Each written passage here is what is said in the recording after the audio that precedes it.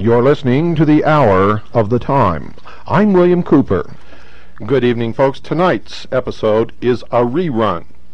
Due to the great mass of bullshit poured out on Radio Freemasonry just prior to this program, we will expose this wolf in sheep's clothing in his own words. Tonight we're going to play a portion of a program that originally aired on June the 23rd, 1993. If after hearing tonight's program you wish to order that original broadcast, it is tape number 123 in our catalog. That's tape number 123 in our catalog. We discussed this rerun a little bit last night, so you all know the subject. But you all need to hear it again, even those of you who heard it the first time that it was broadcast, and those of you, of course, who have never heard it and are struggling, attempting to understand the purpose of the Hour of the Time. We hope that this rebroadcast will bring some things into the forefront that have been lurking into the shadows, and will make some of the conversation that you've heard on the Hour of the Time much clearer. We encourage you to order the original tape from the original broadcast on June 23rd, 1993, so that you may study its content in your home. Now, without further ado, we go in to the rebroadcast of the Mystery Exposé. At the end of this rerun, ladies and gentlemen, we will open the phones for your comments and questions. Now, folks, I'm going to take you into the mind of someone who has been an initiate, an adept, a priest of the mystery school for many, many years.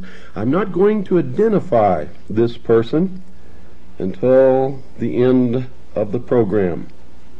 I want you to see if you can guess who this person is and what this is all about.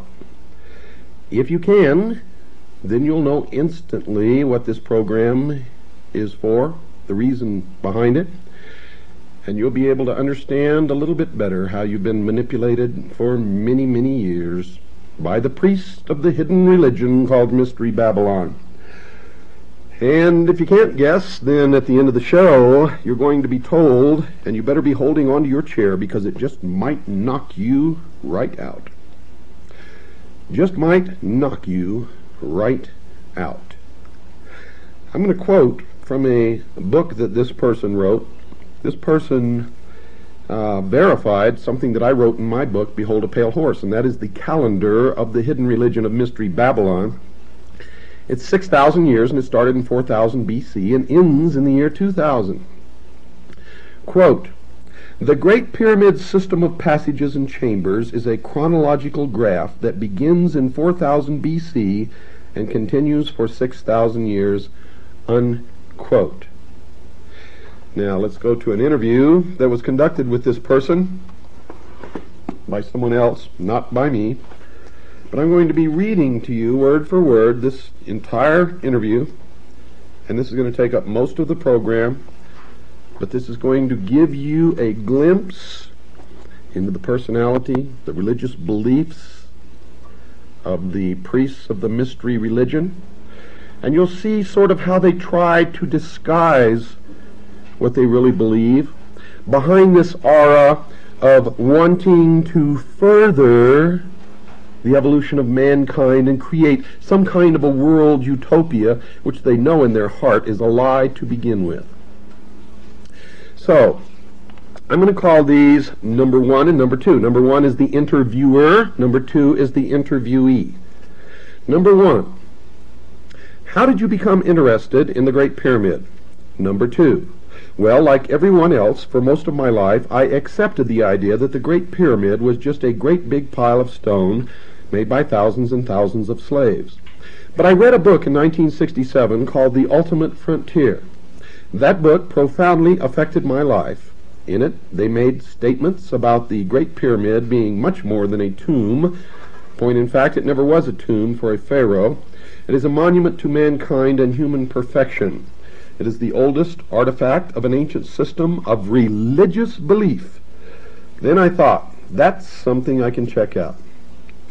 I can see if the information in the Ultimate Frontier is true or not. I started investigating. I then learned a great number of things about the Great Pyramid. First of all, the ancient Greeks were quite right in calling it the first wonder of the world. When one considers the thought, preparation, and choice of site, one will see that the solid bedrock of the Giza Plateau, the only tableland within miles capable of supporting the weight of the structure, was the most intelligent choice. There is a fantastic amount of literature about the Great Pyramid. Therefore, it is not unusual that we also find a great deal of controversy surrounding it. The British in the 1860s were the first to study the ancient building in a serious manner. By re-examining the theories of the British, which were discarded by the experts of that time, the crux of my book began to take shape. Number 1. Does the crux of your book include the fact that the Great Pyramid may not have been built by the ancient Egyptians? Number 2. Yes. The British did not discuss that possibility. That possibility is my own bit of research. However, most people who study the Great Pyramid realize that the civilization we know as ancient Egyptian could not have built the Great Pyramid the way we know today. It would have had to have been built. You see, the building is built geometrically perfect, and according to our present conception of ancient history, the Egyptians didn't understand highly theoretical mathematics, obviously from the way the other 89 major pyramids in Egypt were constructed. The manner in which the other pyramids were constructed was a very haphazard way of building. They are copies of the Great Pyramid. The Great Pyramid itself is, however, absolute perfection in stone, both to the pi relationship, the relationship of a diameter to the circumference of a circle, and the golden mean, or phi relationship, with which we can divide a straight line so that a squared plus b squared equals c squared. The reason why it was structured is embodied in the word itself, pyramid, which means lights and measures, that there are revelation types of lights. The word for pyramid used by the ancient Egyptians was glorious light, and the word has meaning that there are revelations in the measurements. If you pursue this hint, so to speak, you find out that the builders of the Great Pyramid are the same people that wrote the original text of the Old Testament, and they laid out their plan in the Great Pyramid as well as in the Scriptures. I hope, folks, you understand the significance of that one statement, and there's much, much more to come. Number 1, who are these people? Number 2, my opinion is they were what we call Hyksos, or Hyksos, and we find traces of them throughout Mesoamerica, India, and the Middle East, in the earliest of times. The Egyptians had 2 or 3 different waves of Hyksos rulers come in. The word Hyksos for many years was translated shepherd kings, which is a paradox. You see, looking at life the way we look at it today, how could a group who were non-warlike come into a land and take over and run things without any fighting? Yet they obviously did, and these ancient builders had a profound influence wherever they went.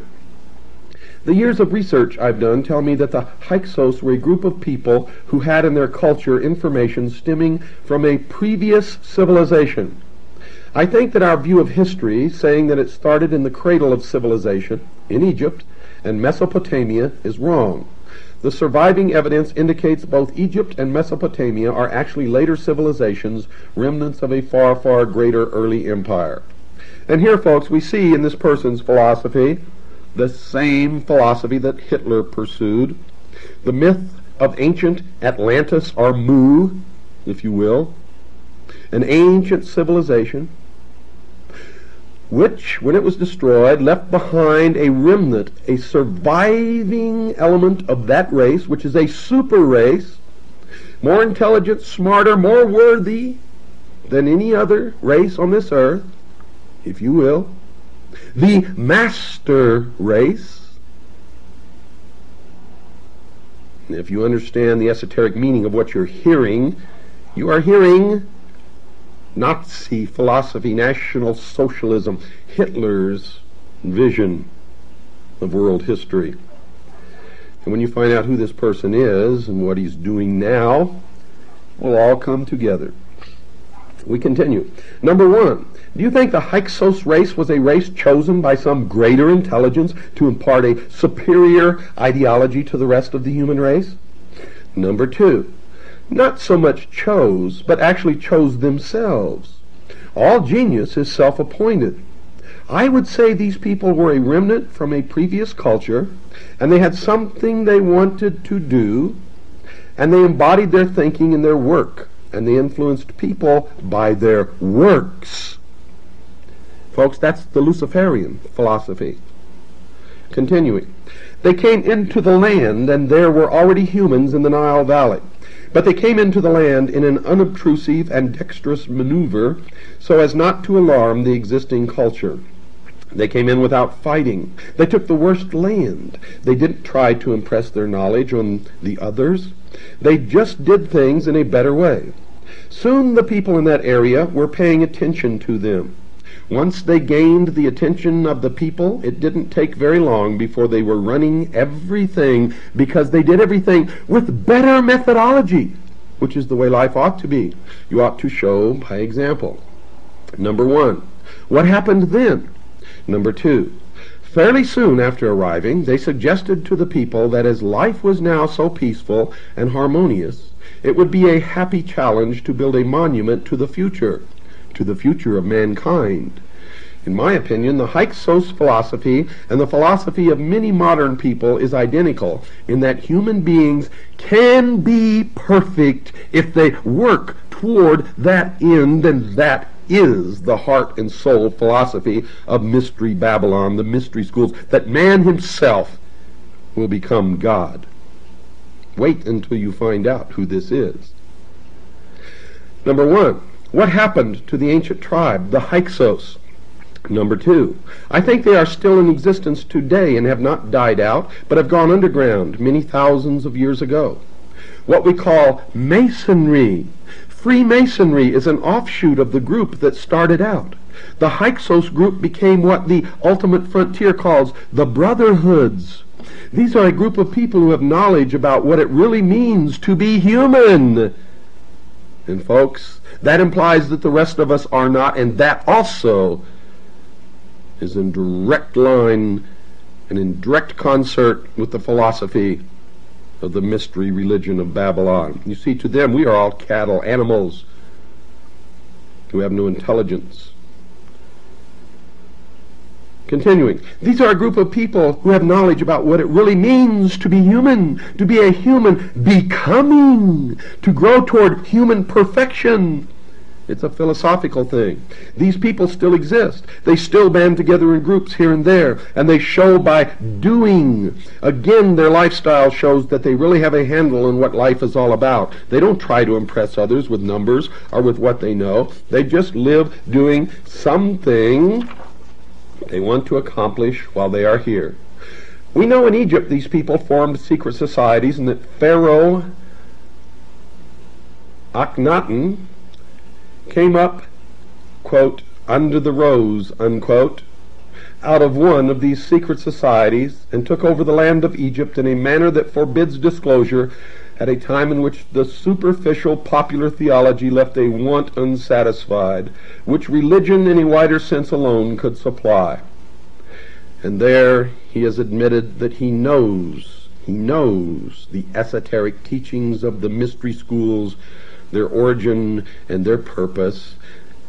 And if you've been listening from the beginning, now you know that this person is a priest of the mystery religion himself.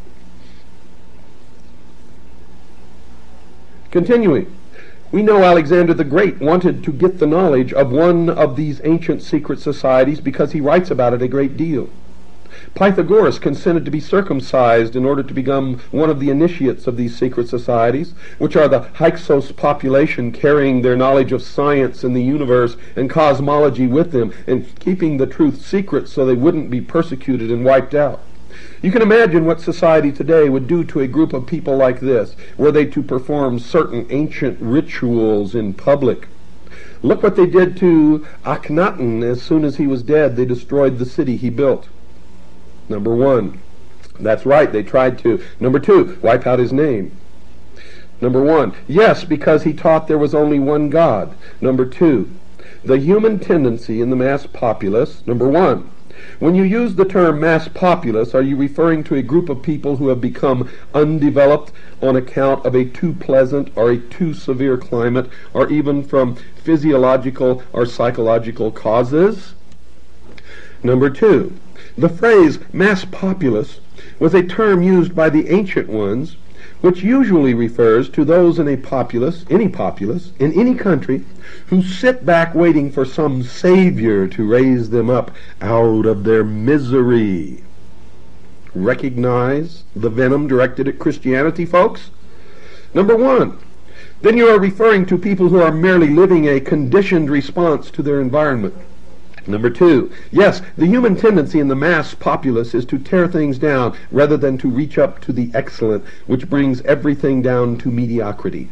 We're doing that in this country today with our so-called standards from the federal government. Everything's got to be brought down. This is just another social indication of this tendency in human beings to bring things down to a lower level so it's easier instead of striving for excellence. The Hyksos people went after pleasing results and worked hard in this manner. They strove for excellence, and therefore they had to go underground to keep from being persecuted. In almost every case that we can trace, anyone that tried to bring the truth to man has been crucified or killed in some cruel or barbarous human ritual. And folks, for many years, that was exactly true. But this is not the true intent of these people, for if you also go back through history, you'll find that these are the people who have been behind every religious war, have been behind every revolution, have been behind and literally are the heart and soul of socialism and communism. And everywhere they go, death follows, and a stench. Number one, do you know how the Great Pyramid was constructed? Number two, I leave that puzzle to the engineers, architects, and professors of physics who have researched and studied the building.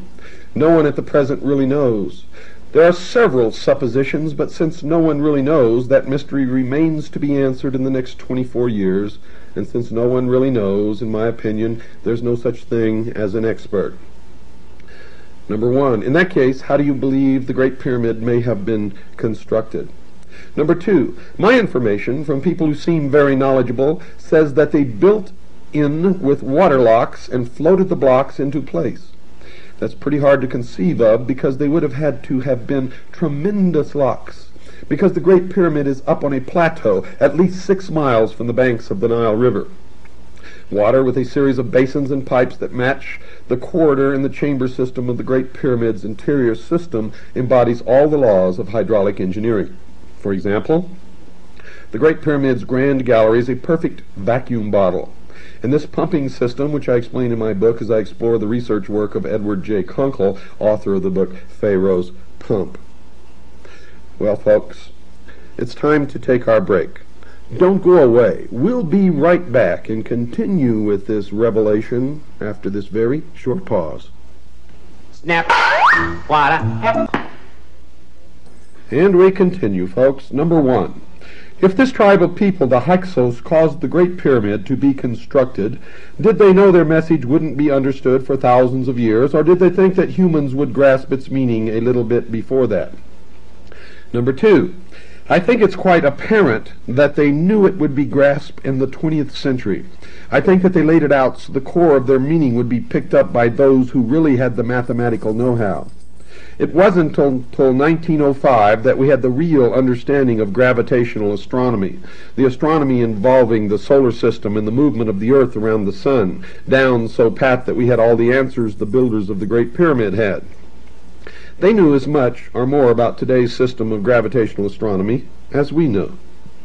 Number one, do you think this falls in line with a number of other theories that humans were at one time visited by supremely intelligent beings from other worlds? Number two, I don't accept that thesis. However, I believe that there is life probably on every little planetoid in the entire universe.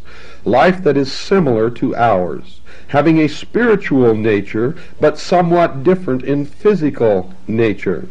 No other beings from outer space ever came down here and cohabited with the apes, as Mr. von Daniken would say.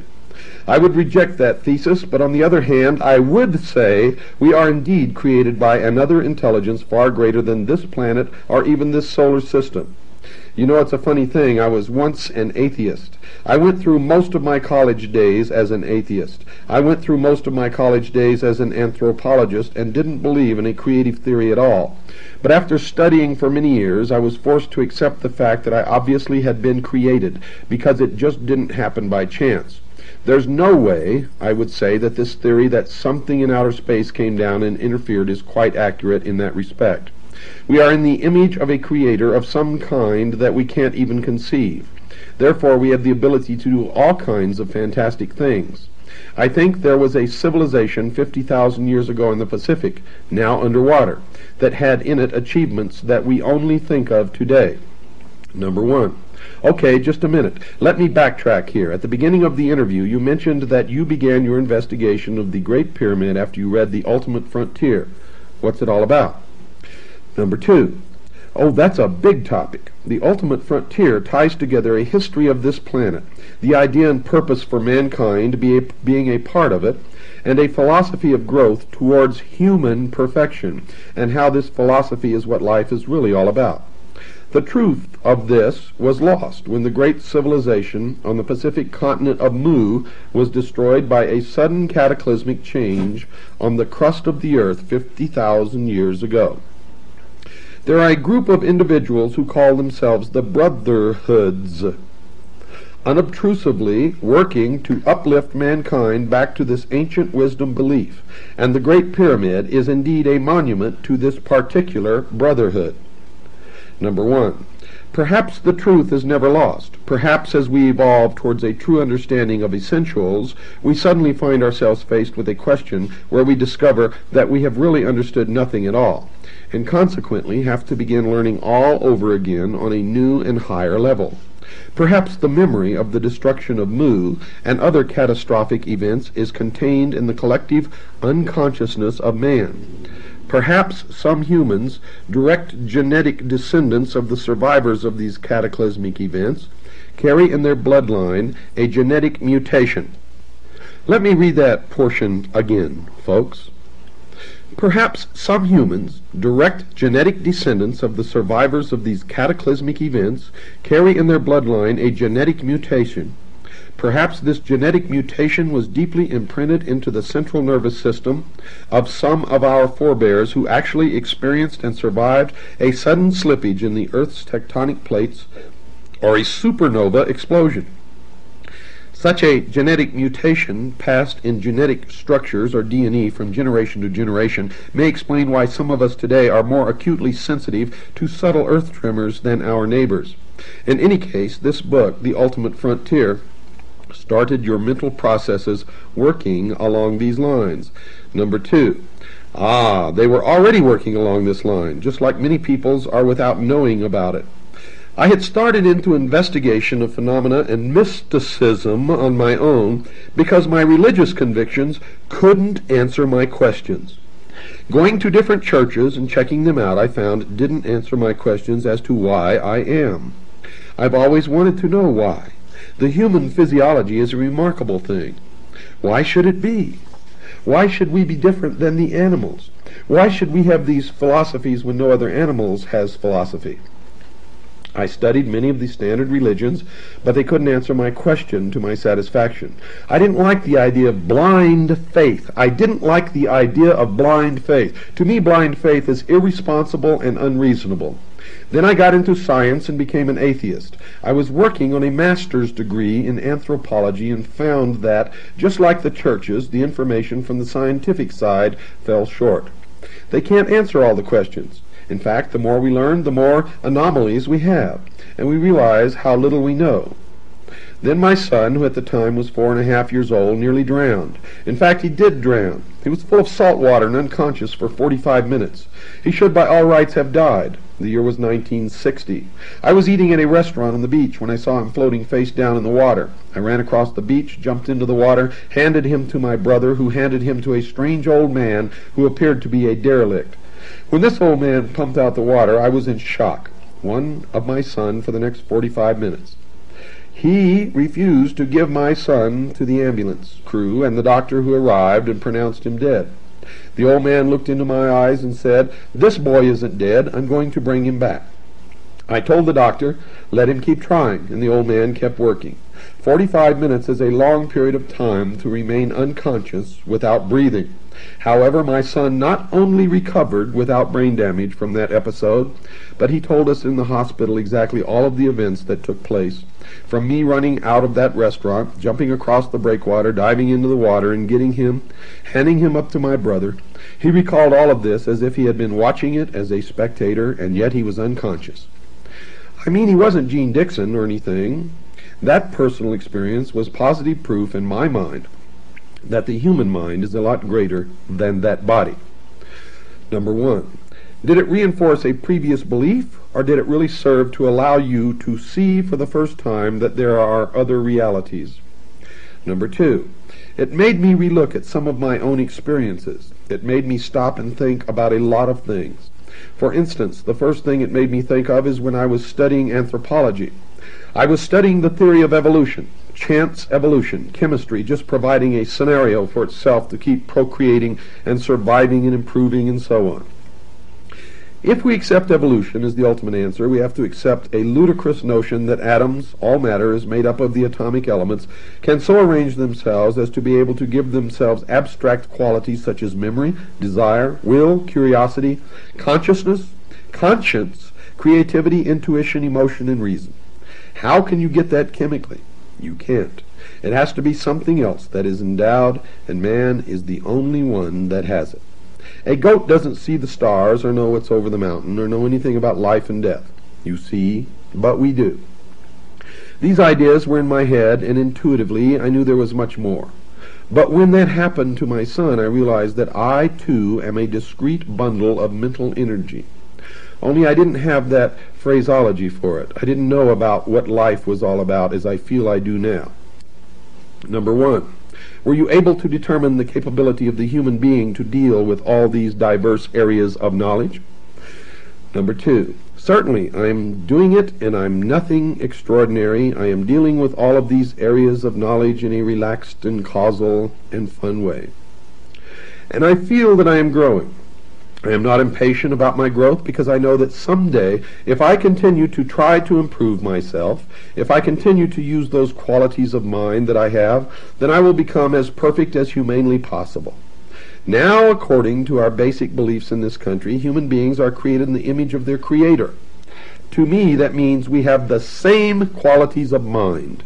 We're certainly not the physical image, but the mental image. We have will, memory, desire, curiosity, consciousness, creativity, conscience. I've gone through those before. Intuition, emotion, reason. Those 10 qualities of mind are the same qualities as the Creator has. Perhaps we can never become absolute perfection as the Creator. Whatever it is must have been. I cannot conceive of the creative force, not enough to verbalize it and make sense to everyone, but I think we can obtain relative perfection and become one with the Creator by improving ourselves based upon what we have to work with. There's no limit to human abilities, to what humans can do. We limit ourselves by our own conditioning. Number one, do you think that most people are really trying to find out about all these things? Number two, many humans are. I would say there are millions of people who have an inner urging towards something better, especially in this day and age, because now there are more of them here. Out of the great majority, roughly 220 million people today in the United States, only about 2 or 3 million are really interested in what makes them tick. What is involved in life, the purpose of it all, and in really growing and building on their character. The other 200 and something million are merely living a conditioned response from their environment, and they don't think about it at all. Look, here we are in the city of Atlanta, a huge city. Look at the people walking back and forth. They're positive in many ways, and yet they never really give it a thought as to why they are, why they're capable of building these tremendous buildings and driving those tremendous vehicles they drive.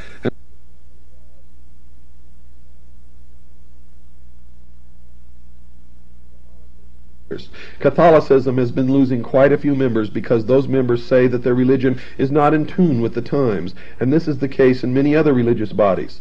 Do you believe that formal religion is just not keeping in tune with the times, or has it ever been in tune with them? Number 2. Oh, considerably in tune. Essentially it's this: the church for the last 2,000 years has done a remarkable job with what it's had to work with.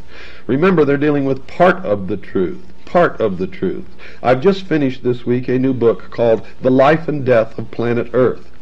Now what it points out is that the absolute truth is what we're all trying to find out, and we prove this subjectively. We know it, and nobody can change our minds. Because we know it just like I know that fire burns my fingers because I've stuck them in there. You can tell me all you want, but I won't believe it until I do it. Knowledge is what we're seeking. The churches started off with a paradigm, a framework of understanding, and they had to work within that framework, and their framework was quite narrow. Then Jesus came along and broadened it tremendously. He resurrected the ideas of love and brotherhood, and working, you too can do as I do. He was showing by his lifestyle that you can be perfect. You can know yourself. You can know your Creator. You can know what it's all about. All you have to do is get off the dime and stop being so lazy and pay attention. That's what he was saying.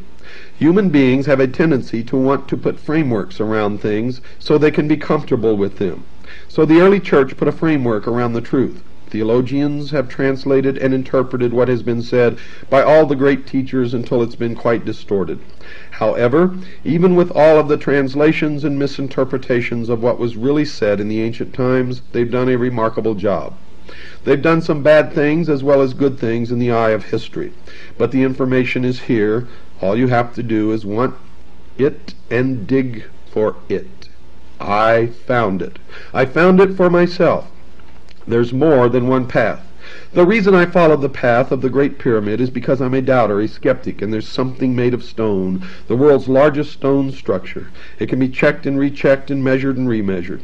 It's been around for a very, very long time, and there's no doubt it's there. However, the metaphysical idea, somebody going into a trance and some voice talking through him telling me he's Jesus, that doesn't prove anything to me. It could be, but I could never prove it. I can prove what the Great Pyramid does, and that turned me on. There are answers to everyone's questions. We each have progressed, you see. I accept we've lived many thousands of lifetimes. Let me repeat that. I accept we've lived many thousands of lifetimes. People say, oh, reincarnation, I can't believe that. Well, they probably didn't believe it in their last lifetime either. I probably didn't either. However, each time we live a life, we learn something more towards this perfection. We're supposed to be growing until finally we reach a point where we choose our incarnation with such great care that we incarnate to two very sharp parents, at which point we grow with a tremendous rate of speed. That's the purpose of it all. Civilization's purpose is to provide the playground, the background, the environment that enhances soul growth, character growth, an environment which enhances the ability of humans to practice the virtues. By practicing these virtues, love, brotherhood, and working, you too can do as I do, which are part of universal law. What you put out comes back to you, karma. You set an example for others by practicing patience, tolerance, forbearance, kindness, and charity. In your everyday life, you grow. By your example, you set off a multitude of self-sustaining series of events, a chain reaction which strengthens the truth. I found this for myself. This is the message in all of the esoteric teachings in all 7 of the great religions. I think the key thing that the present human civilization is missing is that the idea has been lost that we're all responsible. Individual responsibility has been lost. We want some wizard to come along and do it for us. We want the preacher on Sunday to save us from our sins. We want the man in the confessional booth to cleanse us. We don't want to do it for ourselves. Well, there are no wizards. Every single ego, every single created individual or discrete bundle of mental energy must do it for himself. This is part of the message of the Great Pyramid, and as soon as humans realize this and take responsibility for their actions, the problems of the planet Earth will be diminished 1,000-fold. Number one, I found it most fascinating, the fact you mentioned a moment ago that the individual ego has a hand in the choice of his or her own incarnated person. Number two, this is esoteric information. I use the term esoteric information. Esoteric meaning inside information, and it's only information that has been given to me. I have not proven it yet. Even if I did prove it, it would still be only information to you. So the difference between information and knowledge is clear. We need to make that clear.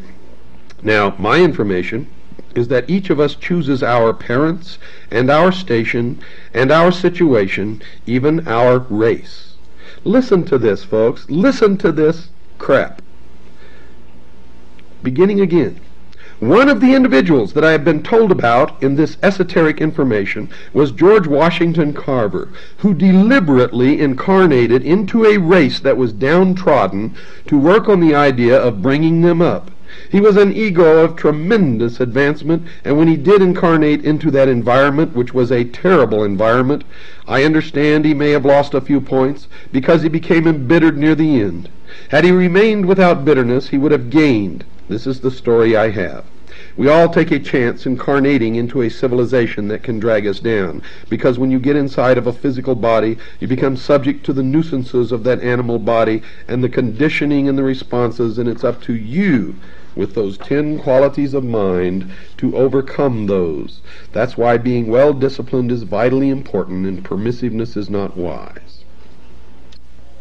Well, folks, there's no way I'm going to be able to read to you all of this interview because it's just too long. So I'm going to pick out some pertinent points. This is number 2 talking.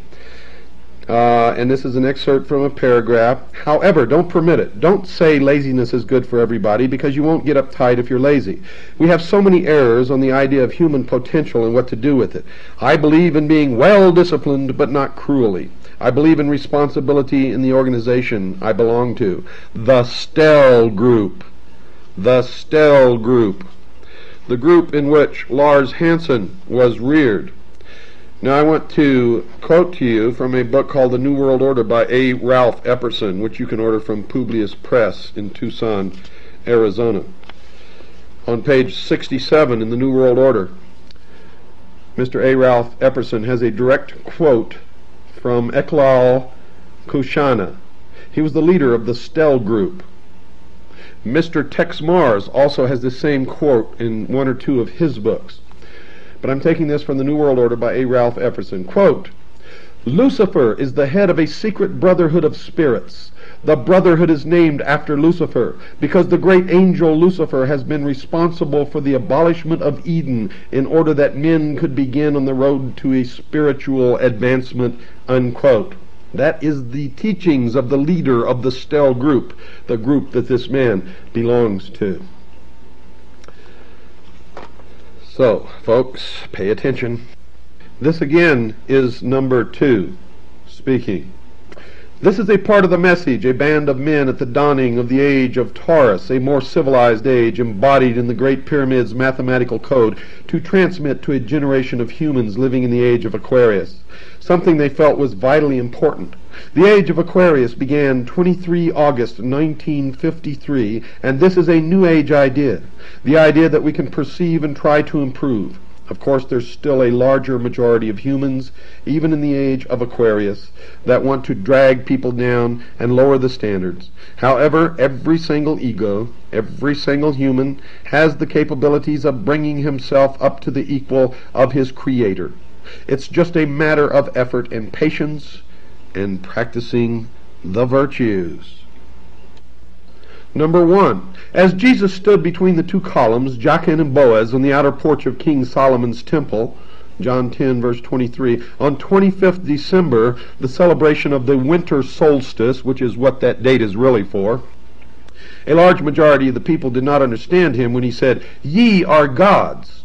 John 10, verse 34. Some people in the crowd took up stones to kill him as a money changer in the temple cocked his head away from his table to see what some in the crowd were yelling about. He heard Jesus say, "Is it not written in your law, I said ye are gods," as he saw a lawgiver of the temple sit bolt upright to listen to this man speaking to the crowd. The money changer wondered why such an important lawgiver of the temple sat up to listen, as rigid as a rod of iron, remembering the law and his responsibility, as the lawgiver remembered Psalm 82, verse 6. He remembered a song of Asaph, in which God said, "Ye are gods."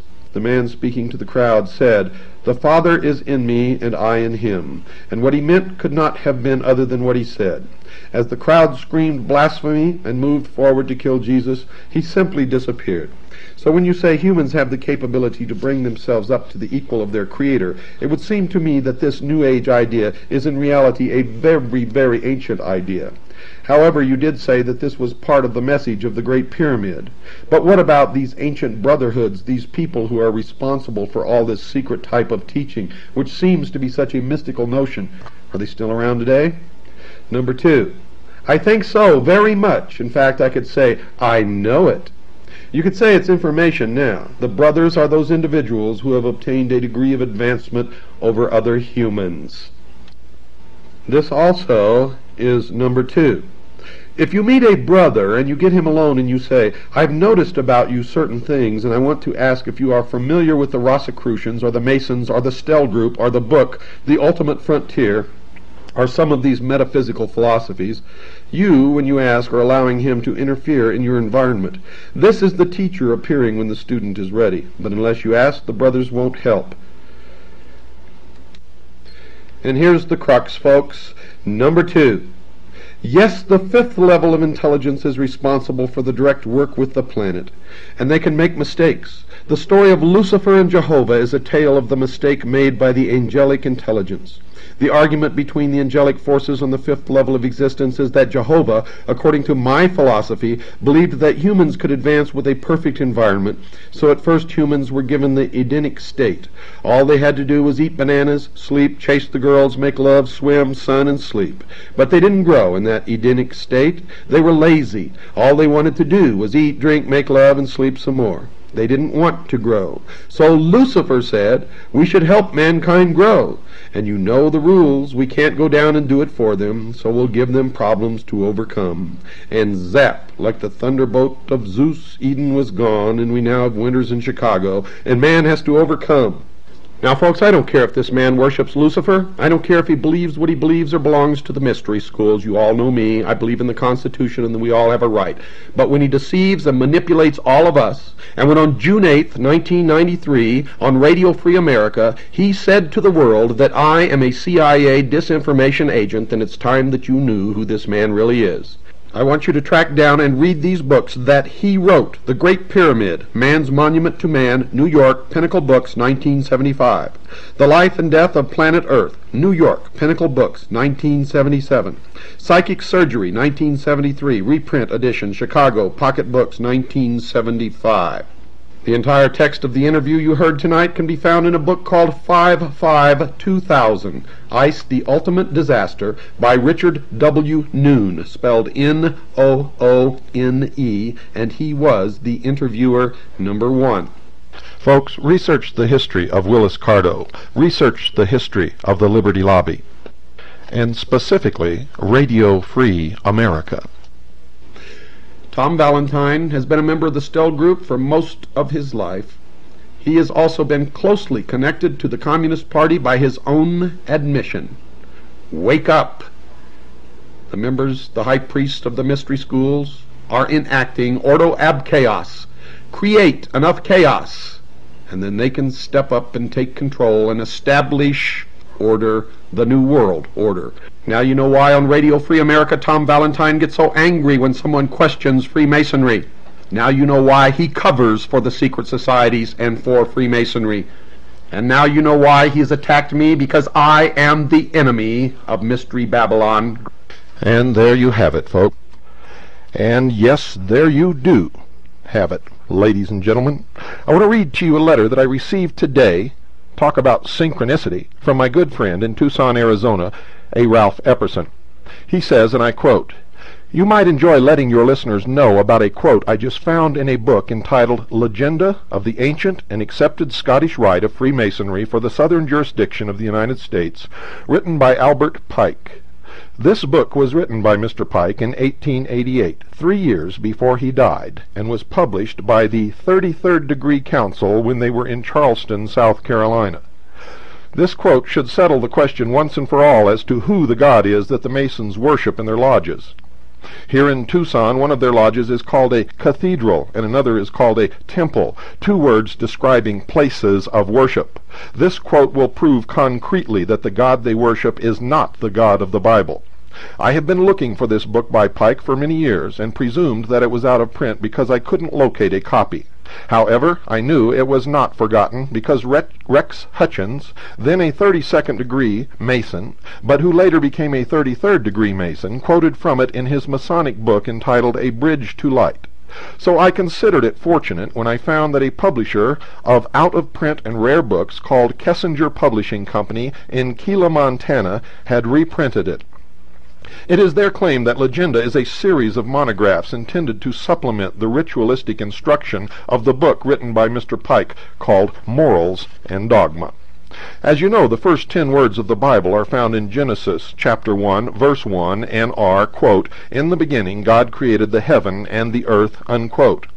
That means that in the time before there was something, there had to be nothing. So God created something out of nothing when he created the universe, or there would not have been a need for a beginning.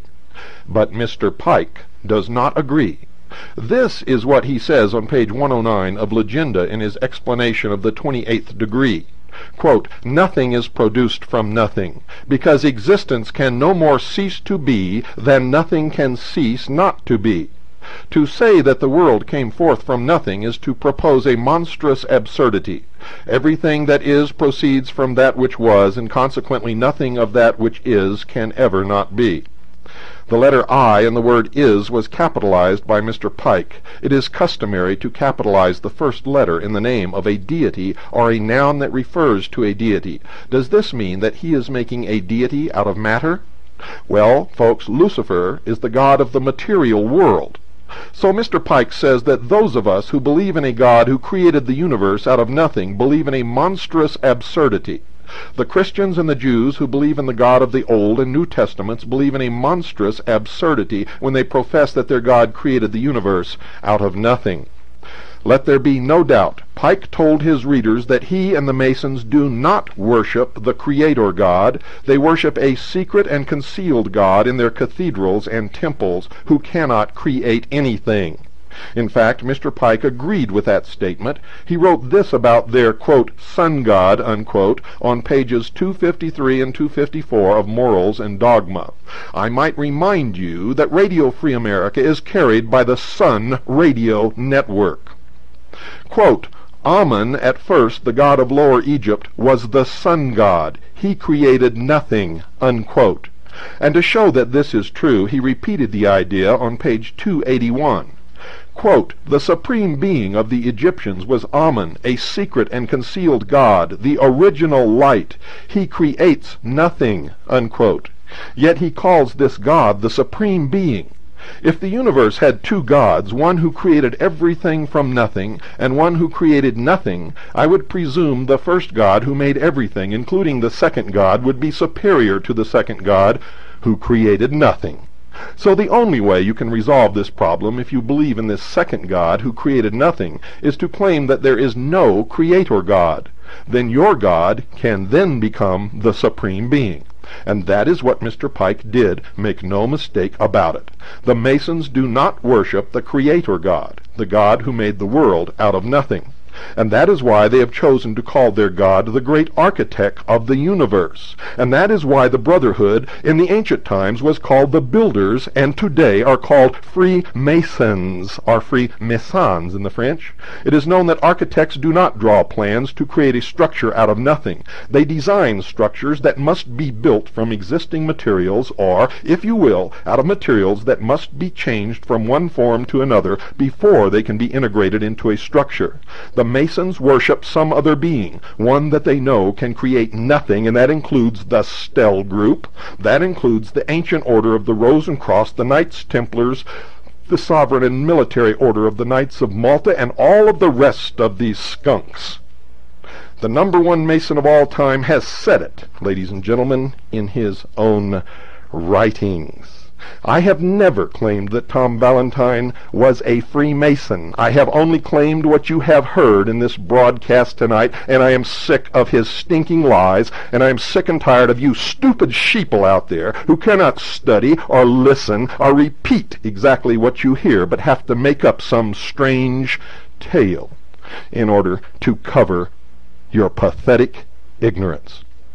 Ladies and gentlemen, I do not attack people, I reveal them. I wish nobody ill will. I don't care what altar anyone worships upon. You are listening to a true constitutionalist who believes 100% in our right to practice the religion of our choice. I would fight for any one of you if that right were threatened to be taken away. Where I draw the line is when you lie, when you deceive, and when you manipulate the rest of us to pit us against each other so that you can bring about your silly, stupid utopia, your dream of 1,000 years of peace on this earth. You will never do it because you are mankind just like me and everyone else who you claim are nothing but cattle. And because you are man just like me and everyone else, you suffer for the same inherent failings that I and everybody else who lives upon this earth suffers from. You have the same temptations and the same greed, and you fight every day against these things. And to say that you are the only truly mature minds in this world, and that you are going to control the rest of us because we do not have the capability or the power to think for ourselves, is not only ludicrous, but is what eventually will bring you to your knees as we round you up and throw you in the jails and the prisons where you belong, and stop your wrecking of all the good that man has built upon the face of this earth. Don't pervert my words, because I'm the only one you'll ever hear on the radio who uses fact, who uses the own words of the people that I talk about, and I have no ulterior motive of trying to hurt anyone. The only reason for this broadcast and for me sitting here, ladies and gentlemen, is to wake the sheeple, empower the people, and try like hell to save freedom for not only this country, but for the entire world. Now, if you cannot understand what you heard tonight, then you are one of the most stupid ones out there. Those of you who are sheeple, who think you understood but aren't quite sure, but you believe that you are getting some meaning from what you heard tonight, you have a chance. And of course, the rest of you, the people who have listened to the over 32 hours of the mystery series that we've aired on this program, you already know the truth. And you are the hope for the future in this nation. Ladies and gentlemen, I've said it before and I'll say it again. These people practice the Hegelian conflict, political resolution, and they control both sides of each conflict. Tom Valentine never said a word on his program about Freemasonry until I forced him to by my broadcasts. And if you don't believe that, you go back and listen to all the tapes. Remember, a nation or world of people who will not use their intelligence are no better than animals who do not have intelligence. Such people are beasts of burden and stakes on the table by choice and consent. Shortly after I originally ran this program, Tom Valentine came on with the master of the Stell Group and claimed that he became a Christian in 1968 and left the Stell Group forever. And that is a lie. Because in the interview that you just heard, he claimed that he was loyal to the group to which he belonged, the Stell Group. That interview was conducted in 1976, and that book was published in 1982. I've said it before, I will say it again. Tom Valentine, you are a liar, and if you are not, sue me. We'll let a court of law determine it. I have all the evidence I need, mister. All of you out there listening, good night. And whether you believe it or not, I mean this from my heart. God bless you all.